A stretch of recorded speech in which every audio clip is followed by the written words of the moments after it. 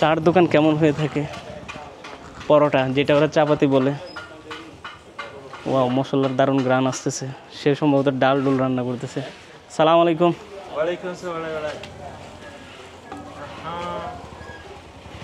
Wow, গ্রানটা তো দারুণ। Tasty tasty ওকে। এখানে তারা রাজমিস্ত্রির কাজ করতেছে দেখা যাচ্ছে, পাথর দিয়ে গাঁথনি দিচ্ছে।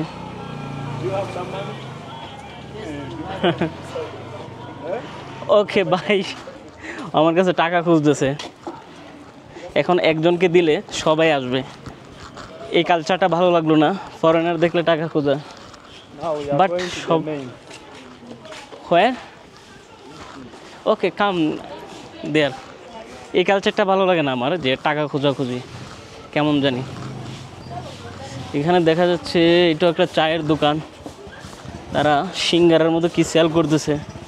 এটা হলো মাছ the fish. Which fish? Nail fish. Oh that's great. খুবই বাজে একটা গন্ধ আসতেছে মাছ থেকে। আচ্ছা, লেক ভিক্টোরিয়া কিন্তু এর পাশে, যার কারণে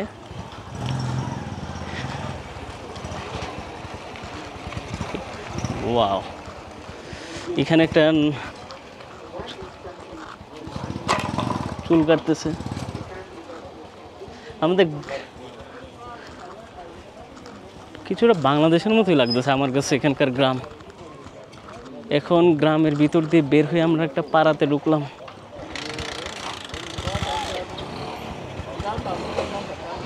ওয়াও, আমি গাড়িতে উঠে যাই।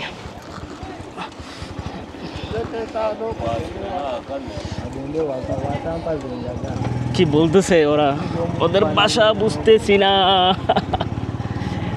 বুড়া বুড়াতে করে চলে যাচ্ছি আমরা নেক্সট ভিলেজে। এটা সম্ভবত এখানকার একটা বাজার, সম্ভবত না, এটা বাজারই। আমার ভালো লাগে গ্রামীণ জনপদ, লোকালয়, আমাকে জিনিসগুলো খুবই টানে।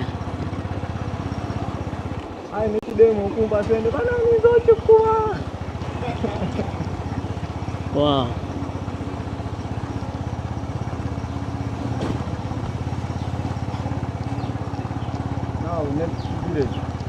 Next village. ওকে, তো বন্ধুরা কেমন দেখলেন এই গ্রামের ব্লগ, কমেন্ট করে কিন্তু আমাকে জানাবেন। আপনাদের ভালো লাগা খারাপ লাগা সকল অনুভূতি আমার সাথে শেয়ার করবেন। আপনাদের উপর ডিপেন্ড করেই কিন্তু আমি আমার ব্লগগুলো সাজাই, কোন জিনিসগুলো আপনারা দেখতে চান, কি কি জিনিস আপনার ভালো লাগে আপনাদের, এগুলো চেষ্টা করি ব্লগে দেখানোর জন্য। তো আমি রুহান আজকের মতো এখান থেকে বিদায় নিচ্ছি। দেখা হবে আপনাদের সাথে আগামীকাল নিউ ব্লগ নিয়ে। ততক্ষণ পর্যন্ত সবাই ভালো থাকবেন, সুস্থ থাকবেন। টেক কেয়ার, আল্লাহ হাফেজ।